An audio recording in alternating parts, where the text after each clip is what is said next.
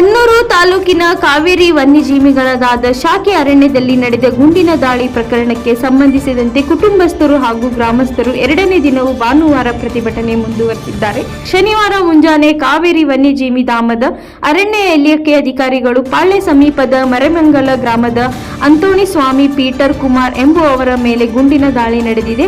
ಪರಿಣಾಮ 3 ಮೃತಪಟ್ಟಿದ್ದರು. ಇದನ್ನು ವಿರೋಧಿಸಿ ಕುಟುಂಬಸ್ಥರು ಬೃಹತ್ ಪ್ರತಿಭಟನೆ ಹಮ್ಮಿಕೊಂಡು ರಸ್ತೆ ತಡೆ ನಡೆಸಿದರು. ಪ್ರತಿಭಟನಾಕಾರರ ಬೇಡಿಕೆಗಳು: ಗುಂಡಿನ ದಾಳಿ ನಡೆಸಿ 3 ಕಾರಣವಾಗಿರುವ ಅರಣ್ಯ ಇಲಾಖೆ ಅಧಿಕಾರಿಗಳ ಮೇಲೆ ಕಾನೂನು ಕ್ರಮ ತೆಗೆದುಕೊಳ್ಳಬೇಕು, ಅಮಾನತು ಮಾಡಬೇಕು, ಮೃತ 3 ಕುಟುಂಬಗಳಿಗೆ ತಲಾ 2 ಕೋಟಿ ರು ಪರಿಹಾರ ನೀಡಿ ಕುಟುಂಬಸ್ಥರಿಗೆ ಸರ್ಕಾರಿ ಉದ್ಯೋಗ ನೀಡಬೇಕು ಎಂದು ಆಗ್ರಹಿಸಿದರು. ಶಾಸಕರ ಭರವಸೆ ಕುಟುಂಬಸ್ಥರ ನಿರಾಕರಣೆ.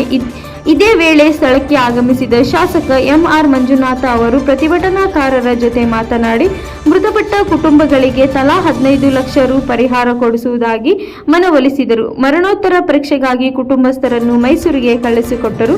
ಆದರೆ ಕುಟುಂಬಸ್ಥರು ಮೈಸೂರಿಗೆ ತೆರಳಿ ನಮಗೆ ಸೂಕ್ತ ಪರಿಹಾರ ಘೋಷಣೆ ಮಾಡುವವರೆಗೂ ಯಾವುದೇ ಕಾರಣಕ್ಕೂ ಮರಣೋತ್ತರ ಪರೀಕ್ಷೆಗೆ ಅವಕಾಶ ನೀಡುವುದಿಲ್ಲ ಎಂದು ಹೇಳಿ ವಾಪಸ್ ಆಗಿದ್ದಾರೆ. ಪೊಲೀಸರ ಮಧ್ಯಸ್ಥಿಕೆ ಪ್ರತಿಭಟನೆ ನಿರಂತರವಾಗಿ ಮುಂದುವರೆದಿದ್ದರಿಂದ ಮಧ್ಯರಾತ್ರಿ 2 ಗಂಟೆಗೆ ವಾಹನಗಳು ರಸ್ತೆ ಬದಿಯಲ್ಲಿ ನಿಂತಿದ್ದವು. ಪ್ರತಿಭಟನಾಕಾರರಿಗೆ ಹಾಗೂ ಸಾರ್ವಜನಿಕರಿಗೆ ತೊಂದರೆ ಆಗದಂತೆ ಜಿಲ್ಲಾ ಪೊಲೀಸ್ ವರಿಷ್ಠಾಧಿಕಾರಿ ಮುತ್ತುರಾಜ್ ಅವರು ಸ್ಥಳಕ್ಕೆ ಬಂದು, ನಿಮ್ಮ ಜೊತೆ ನಾವು ಇದ್ದೇವೆ, ವಾಹನ ಸಂಚಾರಕ್ಕೆ ಅನುಕೂಲ ಕಲ್ಪಿಸಿ ಪ್ರತಿಭಟನೆ ನಡೆಸಿ ಎಂದು ಮನವೊಲಿಸಿದರು.